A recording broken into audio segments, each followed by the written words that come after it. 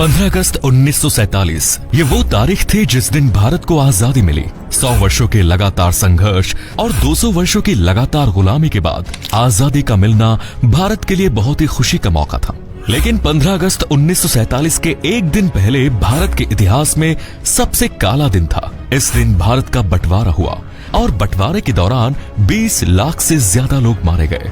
कई लोग दंगों में मारे गए थे, कई लोग बेघर होने के कारण मारे गए, कुछ लोग अमीर होने के बावजूद अचानक से सड़क पर आ गए। आपने अलग अलग फिल्मों में बंटवारे पर फिल्माए गए भयानक दृश्य देखे होंगे, लेकिन जो असल हालत थी वो इससे ज्यादा भी भयानक थी। दोस्तों, सवाल ये भी उठता है कि आखिर इस बंटवारे के बीच जिम्मेदार कौन था? कौन था वो इंसान जिसके सिर पर 20 लाख लोगों की मौत की जिम्मेदारी है? आइए जानते हैं।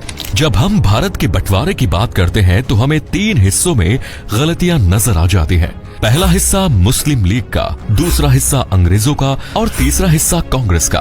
आपको जानकर हैरानी होगी कि आज के समय में मुस्लिम लीग अपने आप को भारत के विभाजन का जिम्मेदार नहीं मानती है, लेकिन भारत के बंटवारे का सबसे बड़ा जिम्मा पुलिस लीग का है। मुस्लिम लीग की स्थापना साल 1906 में हुई और साल 1905 में कुछ ऐसा हुआ जिसके कारण मुस्लिम नेताओं का मुस्लिम लीग की स्थापना करने का मन बन गया। दरअसल भारत का जो बंटवारा साल 1947 में हुआ उसका बीज साल 1905 में ही बंगाल के बंटवारे के साथ पड़ चुका था। बंगाल का बंटवारा धर्म के आधार पर हुआ और इससे पहले पूरे भारत में इस तरह का कोई बंटवारा नहीं हुआ। मुस्लिम शासकों के राज्य में हिंदू लोग भी रहते थे और हिंदुओं के राज्य में मुस्लिम। अकबर के पास मानसिंह और छत्रपति शिवाजी महाराज के पास इब्राहिम खान गर्दी का होना यह साबित करता है कि देश में अलग अलग धर्मों के शासक हुए, लेकिन अलग अलग धर्मों के राज्य नहीं बने। साल 1905 में ऐसा क्या हो गया था जिस कारण इस तरह के बंटवारे की जरूरत पड़ गई? दरअसल अब तक लोगों को ये पता चल चुका था कि किसी न किसी तरह से आने वाले सालों में देश तो आजाद हो जाए और अब हम अमेरिका और यूरोप की तरह ही थोड़े बहुत बदलावों के साथ ही सही लोकतंत्र को ही अपनाएंगे। लोकतंत्र का होना ही इन मुस्लिम नेताओं को डरा रहा था, क्योंकि ऐसे में ये संख्या बल पर तो कोई चुनाव नहीं जीत सकते। इसी तरह के चुनावों को जीतने के लिए भारत में दरार डाली गई और देश का बंटवारा किया गया। पश्चिम बंगाल और पूर्वी बंगाल को धर्म के आधार पर अलग कर दिया गया। जब लॉर्ड कर्जन ने ऐसा किया तब मुस्लिम नेताओं को ये उम्मीद हो चुकी थी कि वो और भी बहुमत वाले हिस्सों को अलग कर सकते हैं। ऐसा ही कुछ वो दक्षिण में करना चाहते थे। उत्तर में कश्मीर और हिमाचल में वो ऐसा करना चाहते थे और बंगाल के बाद पंजाब का ही बंटवारा होना तय था। इस तरह के राज्य बनने के बाद ये सुनिश्चित हो जाता कि आजादी के बाद मुस्लिम बहुमत वाले राज्य भी होंगे। लेकिन फिर आया साल 1906। अब तक नेता ये सोच चुके थे कि उन्हें अलग अलग राज्य नहीं अलग अलग देश चाहिए और उसी उद्देश्य से स्थापित किया गया मुस्लिम लीग को। मुस्लिम लीग की स्थापना के बाद एकाएक देश में धार्मिक दंगे भड़कने लगे। साबित ये किया जाना था कि हिंदू और मुस्लिम एक साथ नहीं रह सकते। ब्रिटिश सरकार की तरफ से शुरुआत में मुस्लिम लीग को काफी शह दी गई, क्योंकि उनके इस तरह के नफरती रवैये से आजादी के आंदोलन को नुकसान पहुंचा। मुस्लिम लीग ने यह बात समझने में थोड़ा समय लगाया और ये बात उन्हें समझ में आ ही गई कि उन्होंने आंदोलन में भाग लिया। अगर कांग्रेस का आंदोलन होता तो अंग्रेज भारत छोड़ो, तब वो कहते विभाजन करके भारत छोड़ो। इस तरह से देश के मुस्लिमों को ये यकीन दिलाया गया कि उनकी असली आजादी एक नया देश बनाने में ही है। पहले ये बातें सिर्फ कम पढ़े लिखे मुस्लिम ही मानते थे, लेकिन धीरे धीरे बड़े वर्ग पर भी उनका प्रभाव पड़ने लगा और आखिरकार 20 लाख से ज्यादा लोगों की लाशों पर पाकिस्तान बना ही दिया गया। अब बात करते हैं गलतियों से दूसरे हिस्से की। आपको जानकर हैरानी होगी कि गलतियों के तीनों जिम्मेदार अपनी गलती नहीं मानते। ना कांग्रेस, ना मुस्लिम लीग और अंग्रेजों से तो आप क्या ही उम्मीद कर सकते हैं। खैर, बात करते हैं हमारे दूसरे हिस्से यानी कि ब्रिटिश सरकार की।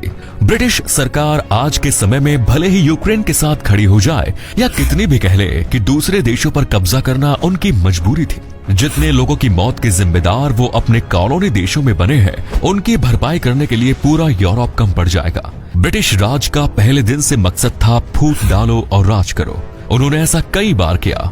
महारों को पेशवा के खिलाफ खड़ा कर दिया, मैसूर और मराठों में युद्ध करा दिया। कुल मिलाकर ब्रिटिश शासन हमेशा तमाशा देखने वालों में बना रहा। जब 20वीं सदी आई तब चीजें काफी बदल चुकी थी। दुनिया में लोकतंत्र फैल रहा था और अंग्रेज समझ चुके थे कि अब वो हिंदुस्तान के लोगों का और खून नहीं चूस सकते।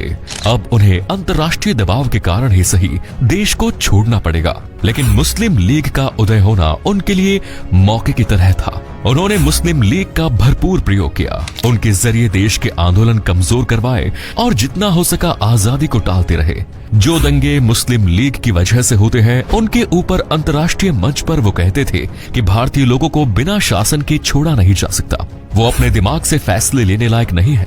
आजादी के समय तक अंग्रेजों ने जो किया वो सबको नजर आया, लेकिन बंटवारे के समय में ही उनकी तरफ से बहुत घपले किए गए, जैसे कश्मीर की समस्या को ना सुलझाना ताकि जीवन भर दो देश उस विवाद पर लड़ते रहे। लाहौर, जो कि उस समय पंजाब का सबसे बड़ा शहर था, उसमें हिंदुओं की संख्या ज्यादा थी, लेकिन फिर भी बंटवारे के समय उसे पाकिस्तान को दे दिया गया। ऐसा करने के पीछे ये कारण बताया गया कि पाकिस्तान के पास कोई बड़ा शहर नहीं था। आपको जानकर हैरानी होगी कि जो लाहौर इतना खूबसूरत था कि लोग कहते थे जिसने लाहौर नहीं देखा उसने कुछ नहीं देखा। वो लाहौर बंटवारे के समय शमशान घाट बन गया, चारों तरफ लाशें ही लाशें, क्योंकि उस शहर के लोगों के बहुमत को देखे बिना उसका फैसला किया गया। बंटवारे की जिम्मेदारी का तीसरा हिस्सा है कांग्रेस के पास। इतिहास में देखा जाए तो लोगों को कांग्रेस के किसी एक्शन से नाराजगी नहीं रही, बल्कि उन्हें यह नाराजगी थी कि कांग्रेस ने कोई एक्शन क्यों नहीं लिया। कांग्रेस का हिसाब ऐसा नजर आता है कि उन्होंने अपने फायदे के लिए कई जगह समझौते किए। कांग्रेस की स्थापना जिन उसूलों पर की गई थी उन्हें कई जगह तोड़ा गया। यही कारण था कि नेताजी सुभाष चंद्र बोस जैसे काबिल व्यक्ति ने भी कांग्रेस का तिरस्कार करके उसे छोड़ दिया। हम मॉडर्न हिस्ट्री में देख सकते हैं कि कई जगह ऐसे मौके आते हैं जहां पर हम सोचते हैं कि कांग्रेस अगर इस समय एक्शन लेती तो आज हमारे देश की हालत बेहतर हो सकती थी, जैसे कश्मीर का विवाद या लाहौर का विवाद। कांग्रेस ने पूर्वी पाकिस्तान का विरोध नहीं किया, लेकिन आप सोच सकते हैं कि अगर आज पूर्वी पाकिस्तान बांग्लादेश नहीं बनता तो हमें कितनी समस्या झेलनी पड़ती। दोनों तरफ से सेनाओं का आक्रमण होता और हम ये सोचते रह जाते कि उत्तर बचाएं या पूर्व। तो दोस्तों, ये थे भारत के बंटवारे के कारण, जिन्हें आपके सामने बिना किसी लाग लपेट के प्रस्तुत किया गया। इतिहास को बदला नहीं जा सकता और इसीलिए भारत का बंटवारा भारत के इतिहास की सबसे बुरी घटना बनकर रहेगी। आपको इस बारे में क्या महसूस करते हैं? कमेंट्स में जरूर बताएं। धन्यवाद।